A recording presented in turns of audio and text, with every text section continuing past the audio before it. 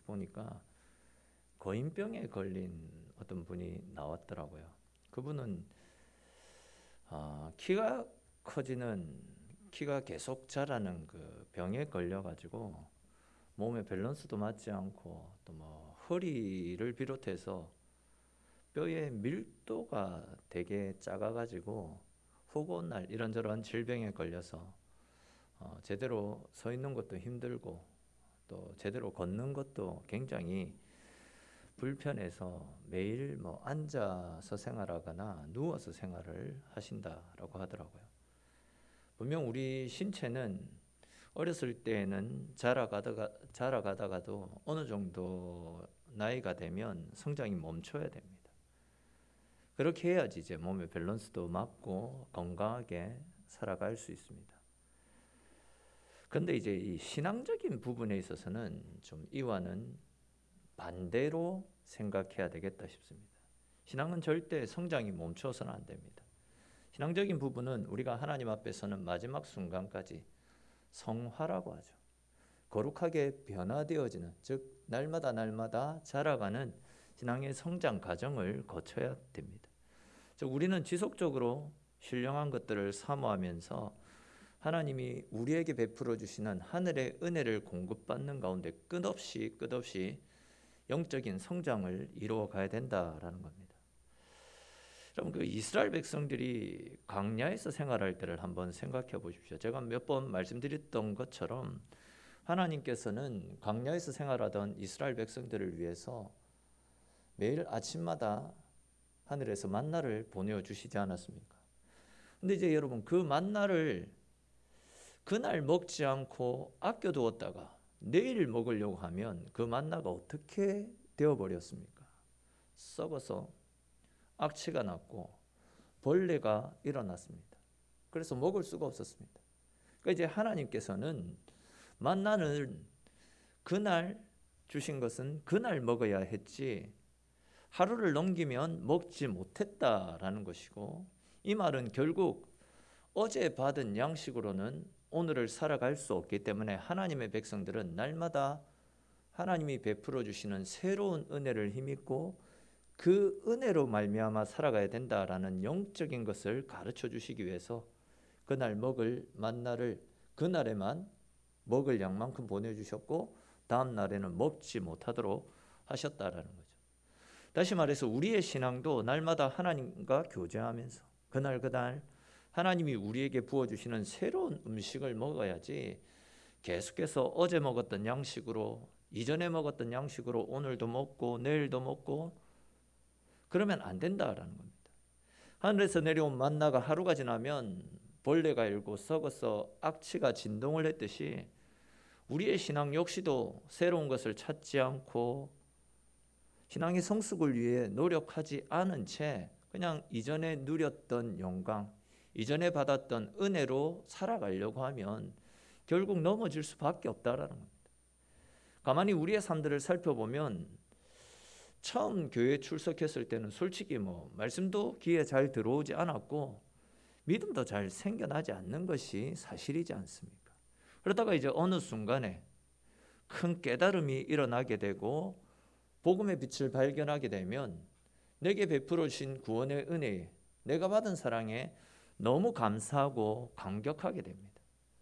모든 것이 감사하고 모든 것이 즐겁습니다. 그렇기 때문에 나 같은 사람을 구원해 주신 은혜에 감사하면서 열심으로 신앙생활합니다.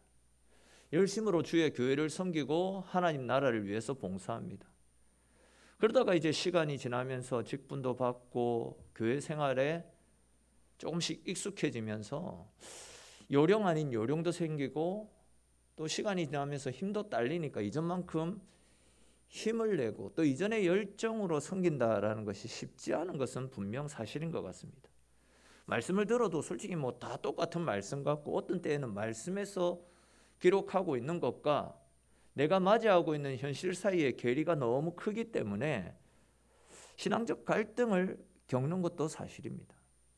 그러다 보면 자연스럽게 예수 믿고 구원만 받으면 되지, 즉 예수 믿고 천국만 가면 되지, 이렇게 열심히 있게 아둥바둥 발버둥 칠 필요가 있나, 이런 마음도 생기고, 그러다 보니까 현실과 타협한 채 현실에 안주하는 신앙인이 되는 경우들이 허다하게 많이 발생하고 있습니다.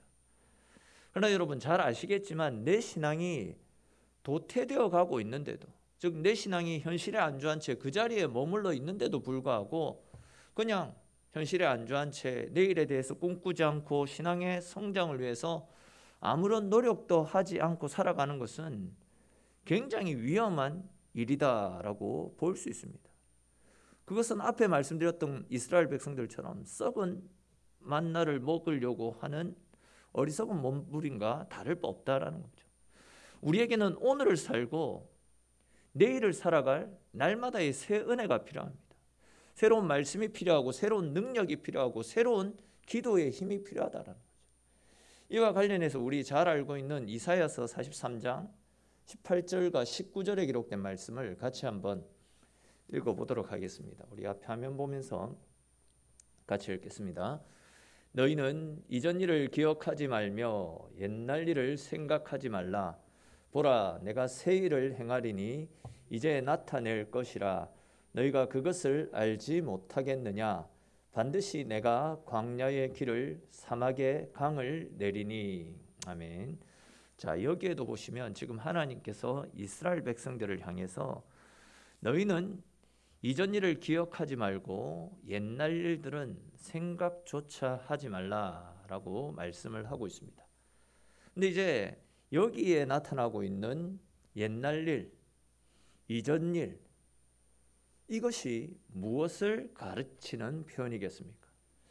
먼 옛날 하나님께서 이스라엘 백성들을 출애굽시키시기 위해서 홍해를 가르시고 또 애굽의 군사들을 홍해 속에 가두셔서, 즉 그들을 홍해에 수장시키셨던 그때의 일들을 가리키는 표현입니다. 이스라엘 백성들에게 있어서는 그들이 출애굽해서 출애굽해 가지고 나와 가지고 하나님께서 홍해를 갈라주시고 또 그 홍해를 그들이 건넌 다음에 그들을 뒤쫓아오는 애굽의 군사들을 홍해 물속에 가두어 수장시키심으로써 이스라엘을 구원해 주신 그 사건이야말로 그들에게 있어서는 최고의 자부심으로 여겨졌던 엄청난 사건이었습니다.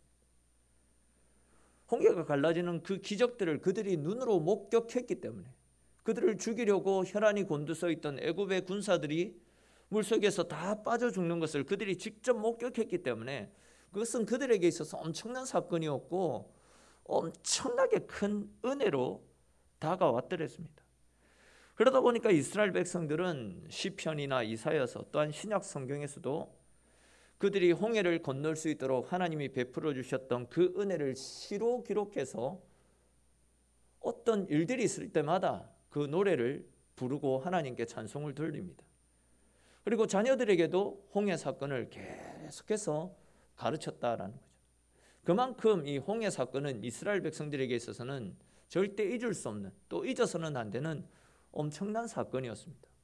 근데 이제 이사야서 48장 18절에 보시면 이스라엘 백성들이 그렇게 자랑스럽게 여겼던 홍해 사건들에 대해서 하나님 뭐라고 말씀하십니까?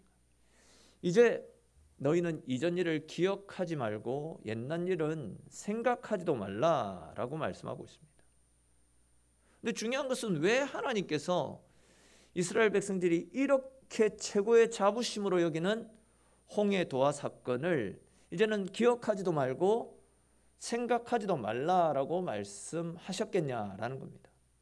그 이유가 19절 이하에 나타나고 있는데 그냥 간단하게만 그 이유에 대해서 말씀을 드리면, 이제 곧 하나님께서 이스라엘 백성들을 위해서 이전에 행하셨던 그 홍해 도하 사건보다도 훨씬 크고 훨씬 위대한 일들을 그들에게 베풀어 주실 것이기 때문입니다.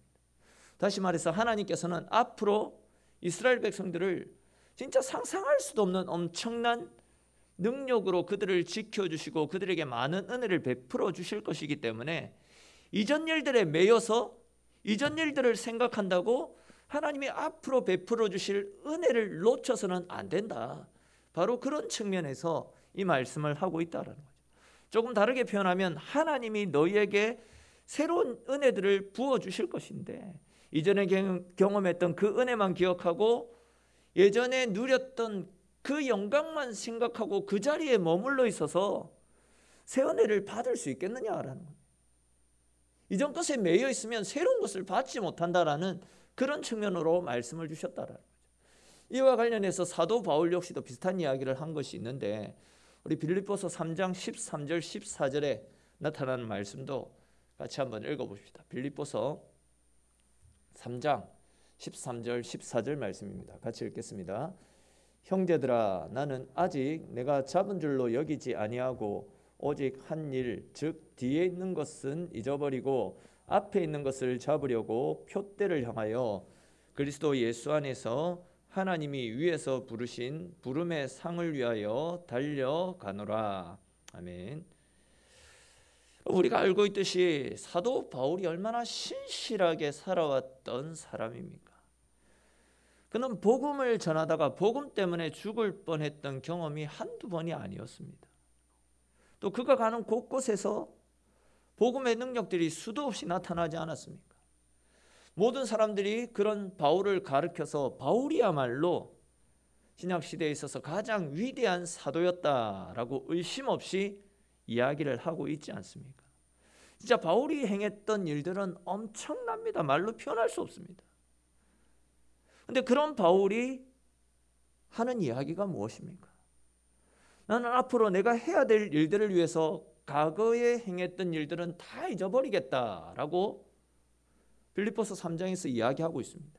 즉 과거에 내가 했던 그 일들이 뭐가 그렇게 대단한 일이냐? 앞으로 내가 해야 될 새로운 일들과 하나님께서 주실 부르심의 상을 위해서 나는 더 열심히 앞만 보고 달려나가겠다라는 겁니다. 과거의 영광에 취해서 하나님이 나를 통해서 일해주실 새로운 은혜들을 펼쳐나가는 그 위대한 일들을 놓치는 어리석음을 범치 않겠다. 그런 의도로 지금 이 말씀을 하고 있습니다. 그렇습니다. 여러분, 우리는 바울의 이러한 고백처럼 또 앞에서 살펴봤던 이사야서 43장에 기록되어져 있는 그 말씀처럼 현실에 안주해서는 안 됩니다. 과거의 영광에 도취되어서 하나님이 새롭게 부어주실 은혜를 상실한 채 살아가서는 안 된다는 겁니다. 날마다 하나님이 우리에게 부어주실 새로운 은혜들을 기대하면서 그 은혜를 잡기 위해서 날마다 하나님을 향해서 달려나가야 되고 하나님 안에서의 믿음의 삶을 살아갈 수 있어야 됩니다. 아시는 것처럼 고인물은 썩게 됩니다. 고인물은 썩어버리듯이 새로운 은혜들로 우리의 인생을 채우지 못한다라고 한다면 결국 우리의 영혼 역시도 병들고 시들시들해서 영적으로 도태되어질 수밖에 없습니다. 그런 측면에서 오늘 말씀은 과거에 매이지 않고 하나님이 우리에게 부어주시는 새로운 은혜들을 받아 누리기 위해서 우리들이 어떤 노력을 기울이며 살아가야 되는지 본문에 나타나고 있는 이 에베소 교회와 성도들의 모습을 통해서 함께 살펴보도록 하겠습니다. 먼저 오늘 본문을 보시면 하나님으로부터 칭찬을 들었던 에베소 교회의 모습이 나타나고 있지 않습니까? 하나님은 에베소 교회를 향해서 너희가 하나님을 위해서 행했던 모든 행위와 수고와 인내를 내가 잘 알고 있고 또한 불의한 자들이 교회를 공격해 왔을 때에 그들을 용납하지 않았던 것과 하나님을 위하여 하나님의 이름을 위해서 모든 일에 인내하고 게으르지 않았던 그들의 충성된 모습들에 대해서 크게 칭찬을 하셨더랬습니다. 이처럼 에베소 교회와 성도들은요, 하나님으로부터 큰 칭찬을 받았을 정도로 많은 장점들을 가지고 있었던 그런 참 아름다운 모습으로 세워져가는 교회였습니다. 근데 지금 말씀해 보시면 하나님은 에베소 교회와 성도들을 향해서 너희에게 많은 장점들이 있지만 한 가지 부족한 점이 있다라고 그들의 약한 부분을 말씀하고 계시죠. 그 부분이 무엇인지 4절에 기록하고 있는데 우리 4절 말씀 같이 한번 읽어보도록 하겠습니다. 그러나 너를 책망할 것이 있나니 너희의 처음 사랑을 버렸느니라. 아멘. 즉 하나님은 지금 에베소 교회에게 성도들에게 많은 장점들이 있지만 하나님을 향해서 뜨거웠던 사랑, 다시 말해서 너희들은 이전에 가지고 있었던 열정적인 사랑들이 다 식어져 버린 채 현실에 안주하고 새로운 은혜들을 추구하지 않고 있다라고 말씀하고 있습니다.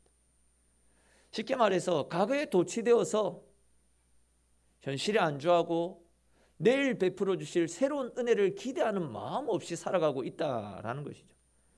이것을 조금 다른 관점에서 살펴보면 지금 에베소 교회 성도들은 하나님을 향한 사랑이 없이 그들이 가진 인간적인 열심으로만 교회에서 봉사하고 수고했으며, 또한 하나님을 향한 사랑도 없이 그냥 인간적인 공로와 자기를 가시하고 싶은 가시 욕구에 의해서 신앙생활을 하고 있었다라는 그 이야기를 하고 있습니다. 즉 하나님을 향한 사랑 없이도 그냥 인간적인 열심으로 교회를 출석하고 교회를 섬기며 살아가고 있었다라는 거죠. 이전에 그 많은 은혜를 누렸으니까 그거면 충분합니다.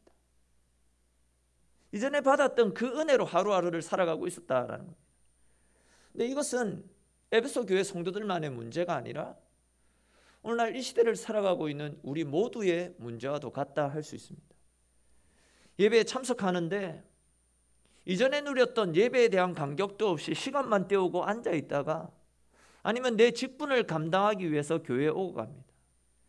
내게 베풀어 주신 구원의 은혜에 대한 사랑, 감격도 없이 그냥 내 기쁨을 위해서, 내 유익을 위해서, 내 만족을 위해서 교회에 출석하는 그런 분들이 많이 있습니다. 이것은 목사들도 마찬가지인 것 같습니다. 하나님을 향한 사랑이 식은 채 설교를 하고 새벽 기도를 인도하고 예배를 인도합니다. 주님의 사랑이 식었기 때문에 자기도 힘든 상태로 다른 사람들을 신방하고 다른 사람들을 섬기기도 합니다. 지금 코로나 사태로 예배가 멈춰 있는 그런 교회들도 많이 있지 않습니까?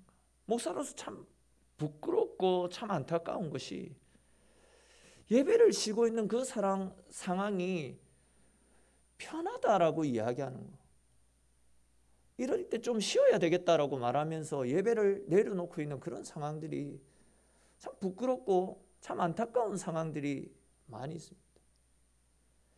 진짜 우리 속에 열정이 없기 때문에, 내 속에 하나님을 사랑하는 마음이 없기 때문에 하나님의 일을 하면서도 아무런 기쁨도 없이 그냥 마지못해서 억지로 일을 하는 경우가 많이 있습니다. 예배가 쉬게 되어지면 결국 성도들이 영적으로 도태되어지는데, 내가 쉬고 내가 편하기 때문에 이것이 좀 더 길게 갔으면 좋겠다라고 말하는 그런 모습 속에서 참 일그러져 가고 있는 우리의 자아상을 보는 것 같아서, 아니 저의 자아상을 보는 것 같아서 참 안타까운 마음이 많이 듭니다. 우리 마태복음 7장 22절 23절에 기록된 말씀 한번 읽어볼까요? 앞에 화면 보면서 마태복음 말씀 같이 읽도록 하겠습니다. 그날에 마태복음 7장 나왔습니다. 같이 읽겠습니다. 그날에 많은 사람이 나더러 이르되 주여 주여 우리가 주의 이름으로 선지자 노릇하며 주의 이름으로 귀신을 쫓아내며 주의 이름으로 많은 권능을 행하지 아니하였나이까 하리니, 그때에 내가 그들에게 밝히 말하되 내가 너희를 도무지 알지 못하니 불법을 행하는 자들아 내게서 떠나가라 하리라. 아멘. 이 말씀에서도 알 수 있듯이 하나님 사랑하는 마음 없이도 얼마든지 자기의 열심과 자기의 의를 가지고 선지자 노릇을 할 수 있습니다. 자기의 의와 자기의 열심만을 가지고도 좋은 목사, 좋은 성도의 모습을 볼 수 있다라는 것을 알게 됩니다. 여기에 나타나는 노릇한다라는 원어로 살펴보면 에프로페튜사멘이라는 단어가 사용되어졌습니다. 이 단어의 뜻은 연극한다라는 뜻으로도 해석이 가능합니다. 연극한다. 그러니까 이제 주님도 사랑하지 않고 주님을 향한 열정도 없이 주님 사랑하는 사람처럼 연극을 하면서 얼마든지 교회를 섬기는 사람들이 있다라는 겁니다. 그런데 이제 이런 모습에 대해서 예수님은 뭐라고 말씀하시냐면, 불법을 행하는 자들아 내게서 떠나가라 라고 말씀합니다. 주님 사랑하는 마음 없이 그냥 내 기쁨, 내 만족, 습관에 따라서 교회 섬기는 거 주님은 다 알고 계신다라는 겁니다. 그런 우리를 향해서, 그런 목사를 향해서, 그런 성도들을 향해서 불법을 행하는 자들아, 주님 직격탄을 날리고 있는 것 아닙니까? 오늘 본문 계시록 2장 5절에서는 그들에게서 촛대를 옮기시겠다라고 말씀하고 있습니다. 여기에서 말씀하고 있는 촛대를 옮기시겠다라는 이 말씀은요, 지금까지는 에베소 교회 성도들에게 하나님을 사랑하는 마음과 열정이 있었기 때문에 그들을 사용하셔서, 그들을 귀하게 여기셔서 하나님의 일을 맡기셨는데, 이제는 그들에게서 그런 열정들과 그런 뜨거운 가슴들이 사라져 버렸기 때문에 그냥 말 그대로 습관을 따라서 그들의 기쁨과 만족만을 위해서 교회를 섬기고 있기 때문에, 이제는 그 촛대를 들어서 하나님 사랑하는 사람, 하나님을 향한 뜨거운 열정을 가지고 하나님을 위해 살아갈 수 있는 믿음의 사람에게 이 촛대를 옮겨서 그들과 함께 일을 하시겠다라는 주님의 엄청나게 무서운 말씀이 선포되고 있는 겁니다. 그러니까 이제 계속해서 반복되는 이야기일 수 있지만, 주님 사랑하는 마음 없이 그냥 이전에 받았던 사랑과 그때의 열정만을 가지고 하나님의 일을 하려고 해서는 안 된다라는 겁니다. 물론 사랑하는 마음 없이도 교회를 섬길 수 있고 하나님의 일을 할 수도 있습니다. 그러나 그런 신앙은 결코 자랑할 수 없을 뿐만 아니라 주님께서도 기뻐하시지 않는다라고 분명하게 말씀하고 있지 않습니까? 어떻게 보면 교회 가운데 주님 사랑하는 마음은 다 식어져 버린 채 그냥 인간적인 열심으로만 교회를 섬기고 있는 묵은지들로 가득 차 있는 그런 모습들이 이 시대 한국교회의 모습이 아닐까, 그런 생각도 들었습니다. 다시 말씀드려서 주님을 바라보던 믿음이 사라지고 또 예수가 아닌 다른 것들에 우리의 마음이 빼앗기는 우리의 연약한 믿음이 진짜 이 시대에 큰 위기이고 우리가 다시 갱신해야 될 우리의 영적 상태가 아닐까 싶습니다.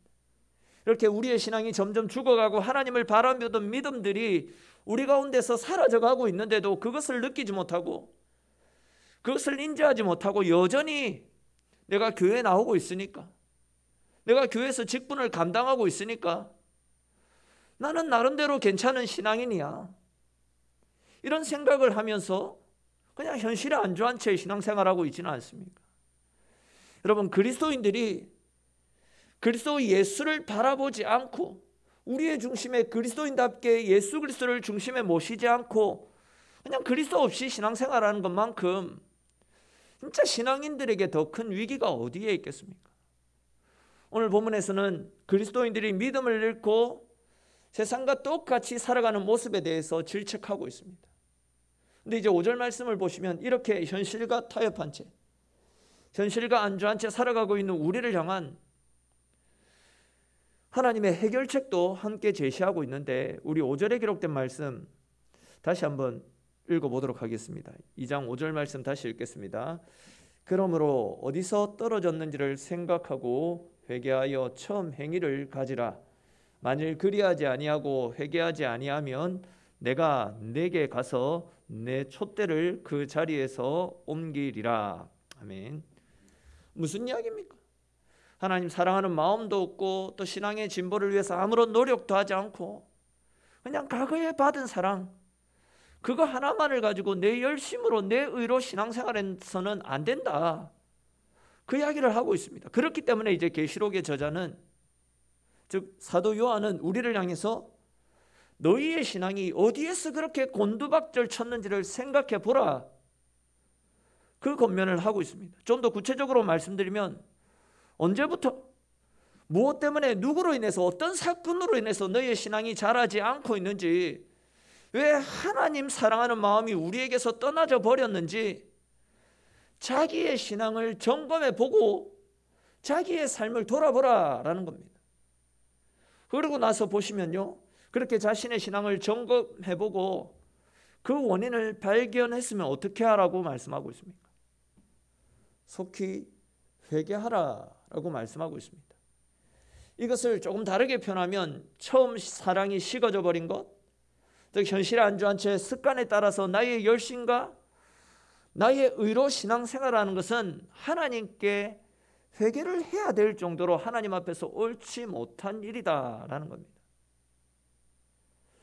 사실 누구나 다 마찬가지겠지만 우리에게는 십자가만 생각해도 가슴이 두근거렸고 너무 감사해서 십자가 앞에 울며 불며 하나님을 찾았던 열정들과 뜨거움들이 다 있지 않았습니까? 그런데 지금 우리에게 십자가를 향한 갈급함이 남아 있습니까? 십자가를 생각만 해도 가슴이 울컥했던, 내 마음이 짠했던 그때의 감정들이 아직도 내게 남아 있습니까? 지금 우리의 모습은 어떠합니까? 예배를 드리는데 시간이 조금만 길어지면 몸이 뒤틀리고 계속해서 시계를 쳐다봅니다.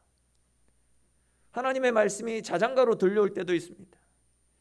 이전에는 교회 나오는 것이 그렇게 기다려지고 그렇게 즐거울 수가 없었는데 이제는 그냥 의무감에 아니면 습관에 따라 아니면 내가 직분자이기 때문에 어쩔 수 없이 마지못해서 교회에 나오는 경우들이 많이 있습니다. 여러분, 왜 우리 가운데서 이런 마음이 생겨나는 것 같습니까? 왜 점점 우리 가운데 하나님의 사랑들이 식어져 가는 것 같습니까? 오늘 본문에 의하면 우리가 처음 사랑을 잃어버렸기 때문입니다. 우리가 받았던 십자가의 감격들이 우리 가운데 사라져 버렸기 때문입니다. 처음 사랑이 사라져 버렸기 때문에 십자가를 생각해도 아무런 은혜도 느껴지지 않고 하나님을 만나는 예배 시간이 때로는 지겨워지고 때로는 피할 수 있으면 피하고 싶은 그런 마음들이 생겨나는 겁니다. 나 같은 사람을 사랑해 주셔서 구원해 주신 주의 사랑에 대한 감격들이 결국은 우리 속에서 식어져 버렸기 때문에 예배가 따분하고 은혜가 안 된다라고 말하는 겁니다. 왜 우리에게서 이런 일이 일어나는 것이겠습니까? 이런 경우에는 목사에게서 원인을 찾지 마시고 또한 다른 사람들에게서도 원인을 찾지 마시고 코로나19라는 환경적인 요인에서도 그 원인을 찾지 마십시오. 그냥 하나님으로부터 점점 멀어지고 있는 나에게서 그 원인을 찾을 수 있어야 됩니다. 내 마음속에 진짜 하나님이 역사하고 계신지, 내 마음의 중심에 하나님이 아닌 세상의 것들로 채워놓고 있지는 않는지 우리 자신을 돌아볼 수 있어야 된다라는 겁니다. 가만히 내 삶의 중심에 보면 하나님이 사라져버렸기 때문에 우리 속에 하나님에 대한 간절함도 열정도 사라져버린 채 그러다 보니까 점점 예배 생활이, 신앙 생활이 힘들어지게 되는 겁니다. 지난 주일 오전에도 말씀을 드렸듯이 가만히 우리의 신앙 상태를 점검해 보면요, 내가 하나님과 친밀한 교제를 나누고 나의 영적인 상태가 깨어서 기도하는 삶을 살고 있다라고 한다면 어떤 유혹과 시험이 와도 쉽게 흔들리지 않고 믿음으로 넉넉히 이겨나갈 수 있는데, 말 그대로 내 영적 상태가 좋지 않으면 작은 일에도 쉽게 흔들리고 매일매일 그리스도인이지만 하나님 주시는 은혜를 누리지 못한 채 매일매일 힘들고 괴로운 나날들을 보낼 수밖에 없는 겁니다. 조금 다른 관점에서 말씀드리면 환경은 바뀌지 않고 상황은 똑같은 상황인데 나의 영적인 상태가, 즉 우리에게 하나님을 향한 열정과 믿음의 상태가 결국은 우리 인생의 승패를 결정짓는다라고도 말씀드릴 수 있는 것 아니겠습니까? 그렇기 때문에 오늘 본문을 기록한 사도 요한은 속히 회개하고 처음 행위를 회복하라고, 처음 사랑을 다시금 회복할 것을 권면하고 있는 것입니다. 여기에서 말씀하고 있는 회개라는 것은 다른 것이 아닙니다. 처음 열정으로 다시금 돌아가서 주님과의 첫 만남을 회복하는 것이 진정한 회개라는 것을 알 수 있습니다. 그러니까 이제 찬송을 부르다가 눈물 한 번 흘렸다고, 또 예배 시간에 말씀을 듣고 찔림을 받고 이런 삶을 살겠노라고 기도하면서 눈물 흘렸다고 그것이 회개가 아니다라는 겁니다. 또한 내가 잘못했구나, 후회했다고 내가 지은 죄가 사라지는 것도 아닙니다. 습관적으로 반복적으로 행하고 있는 나의 죄악들을 완전히 벗어 던져버리고 다시금 처음 사랑을 회복해서 주님을 찾는 것, 그것이 하나님이 우리에게 원하시고 하나님이 기뻐하시는 진정한 회개의 신앙이다라는 겁니다. 우리 착각해서는 안 됩니다. 우리들이 지금 누리고 있는 모든 것, 하나님께서 우리에게 주신 것들입니다. 주님이 필요하시기 때문에 잠깐 우리를 쓰시는 것이지, 우리가 계속해서 주님 사랑하지 않고 현실에만 안주해서 현실에 도태되어서 신앙생활을 하면 하나님은 우리에게서 그 촛대를 옮기시겠다라고 말씀하고 있지 않습니까? 하나님이 촛대를 움직이시기 전에 다시금 주의 사랑을 회복하기 위해서 거룩한 몸부림을 칠 수 있어야 됩니다. 우리 모두 주님 없이는 살아갈 수 없는 연약한 존재들 아닙니까? 나는 내 힘으로 여기까지 왔다. 나는 내가 잘나서 내 노력으로 지금의 성과를 이룰 수 있었다라고 자신 있게 말할 수 있는 사람이 과연 얼마나 있겠습니까? 우리는 주님 없이는 아무것도 아닙니다. 주님 없이는 끝나는 것이 우리의 인생입니다. 절대 주님 앞에서 교만해서는 안 됩니다. 다시금 주님께로 돌아가서 처음 사랑을 회복할 수 있어야 됩니다. 어제 먹었던 만나를 오늘도 먹으려고 하고 내일도 먹으려고 해서는 안 된다라는 겁니다. 우리는 약하기 때문에 날마다 하나님이 오늘 새롭게 부어주시는 오늘의 은혜로 살아가야지, 신앙의 진보를 위해서 노력해야지 그 노력 가운데 하나님의 은혜를 부어주시는 것입니다. 다시금 첫사랑을 회복하고 주님과의 교제가 우리 속에서 다시 싹 트여야 됩니다. 그때의 열정으로, 그때의 뜨거움으로 하나님을 찾아야 됩니다. 그렇게 하게 될 때에 우리는 날마다 새롭게 부어주시는 하나님의 은혜와 능력을 힘입어 그 은혜로 말미암아 힘든 세상 가운데서 넘어지지 않고 좌절하지 않고 승리의 삶을 살 수 있게 되는 것입니다.